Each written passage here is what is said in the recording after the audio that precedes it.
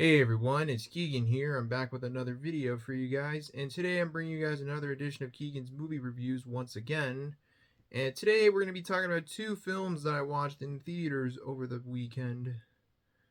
And one of them is a movie that came out in 2003, and the other one is a film that actually came out a while back, but I saw it at my local theater. I actually saw these two movies at the same theater on in one weekend. So, yeah, let's not waste any more time and let's talk about them. The first film we're going to be talking about today is the 2003 South Korean crime thriller Oldboy, which was directed by Park Chan-wook and based on a manga, which I actually didn't realize this movie was based on a manga until the day after I saw it. And this film was released in South Korea on November 21st, 2003. And this movie is actually the second film in a trilogy called the Vengeance Trilogy, which consists of Sympathy for Mr. Vengeance, which was the first film, Old Boy, which is the second film, and Lady Vengeance, which is the third and final film in the trilogy. Now, what I mean by a trilogy in this case, it's part of a trilogy despite not being connected to the other two films, other than all three films revolve around revenge, and they're all from the same director. And my local theater where I saw this movie was screening the three movies. I was gonna go see Sympathy for Mr. Vengeance, but I chose not to see it because I had to go to work the next day, and yeah. Oh well, I'll check it out one day. Lady Vengeance, on the other hand, I'm thinking about seeing. I might go see it, but we'll see. For a little while, I thought that all three movies were connected, but I found out recently they are not really connected, other than they all center around revenge. And this movie has actually been on my list to watch for quite some time. I've heard nothing but great things about it, and didn't really know too much about it other than the famous fight scene in the hallway where the main character has a hammer, beats up all the bad guys in the hallway. If you've seen that clip, you probably know what I'm talking about. And I know there is also a remake to this movie that came out in 2013 that was directed by Spike Lee. However, I don't plan on ever watching the remake anytime soon. Not that not that I don't like Spike Lee. I do like Spike Lee's films, but the movie, just the remake, just doesn't look very good, and I also hear it's pretty mediocre, and I just have in no rush to seeing it anytime soon. But rambled on a little too long. Let's get into the story of the film, and then I'll get into my thoughts on it. So let's take a dive into Old Boy. In this film, it follows a man who one night gets abducted by a mysterious group of kidnappers who keep him in captivity in a single room with only a bed, a TV, a bathroom, and a kitchen. He is basically held captive in this place for over 15 years with no simple reason why. And finally, after 15 years of being in this small hellhole he was confined to, he's finally released, but wants to figure out who kidnapped him and why. And while along the way, he gets a small group of allies who will help him on his quest to find out why he was held captive for over 15 years and why. While along the way, beating up anyone who gets in his sight, like who tries to stop him. And without giving away too much, that's basically the story of the film in a nutshell, because I don't really want to give away too much because it's probably best you see it firsthand and with little to no detail of what the story's about, and without giving away too much, of course. As I mentioned before, this was a film that's been on my watch list for the longest time, and I finally crossed it off the watch list on Friday when I saw it. And I can honestly say, I can definitely see the hype behind this movie, and I totally believed the hype. It's a really well written story, and it's a really well acted and a well shot film. It's dark, it's funny, it's disturbing, and at times brutal. Probably the most brutal part of the movie is probably the torture scene when the main character tortures one of his kidnappers by tearing out his teeth one at a time with the claw end of a claw hammer.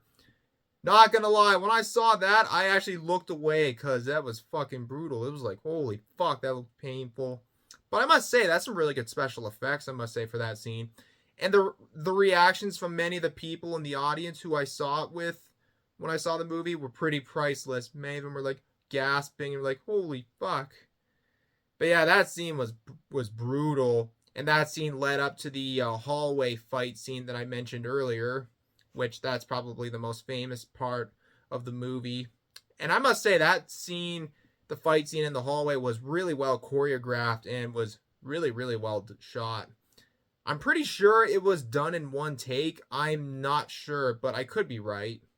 But it feels like it was done in one take, but I'm not exactly sure if that's true or not.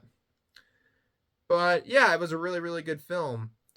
And for a while, I thought the two movies that this movie is part of, like in the trilogy, I thought they were all like I had to watch them in the order of when they were released, but no, I could watch them in any order. So my local theater is gonna be screening Lady Vengeance sometime next month. I might go see it. I'm not sure, but we'll see. If I do, I'll probably make a review of that, and I will see Sympathy for Mr. Vengeance maybe someday. But yeah, it's not really a priority to check them out, even though for a while I thought I had to watch them all in order to watch them. But no, you can just watch them in any order as you please. It's one of those kinds of trilogies. But yeah, all in all, I thought this was a fantastic film. I really, really enjoyed it, and I highly recommend it. Just try to avoid looking up too much about this movie because you don't want to get the story spoiled.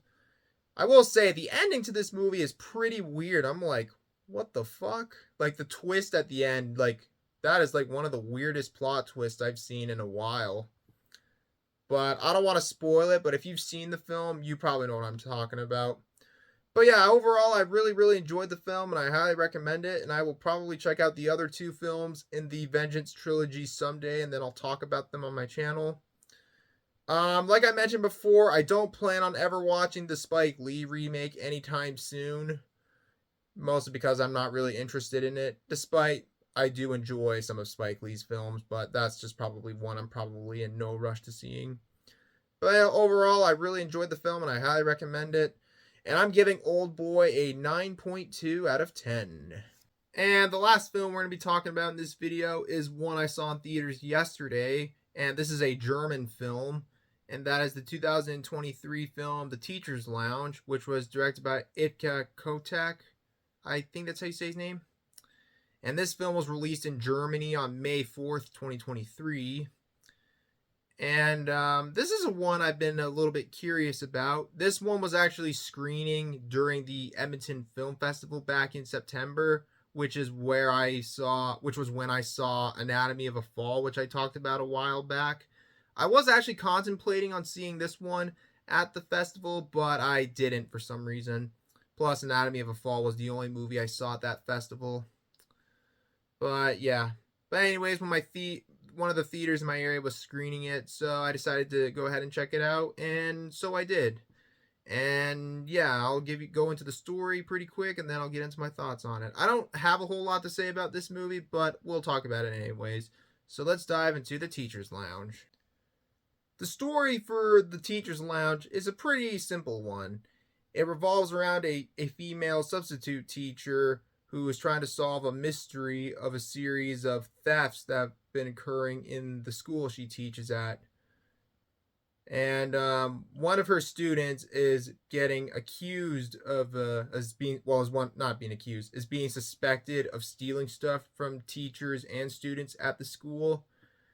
And she eventually captures on her webcam on her laptop that she caught someone close to this one particular student who's actually who works at the same school as our main character, and catches that person stealing stuff from the teacher's lounge.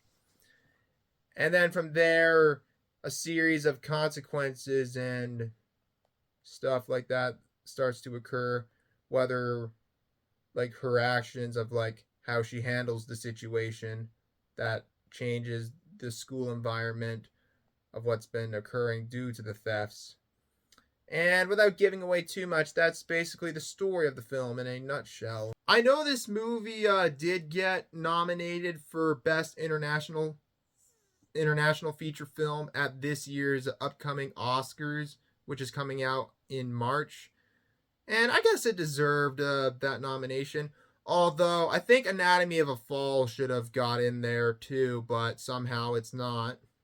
But oh well. Not that I give a shit about the Oscars, anyways. This movie, it was pretty good. I enjoyed it for what it was. I thought it was a fairly well acted and a very well shot film, and it was pretty well written too.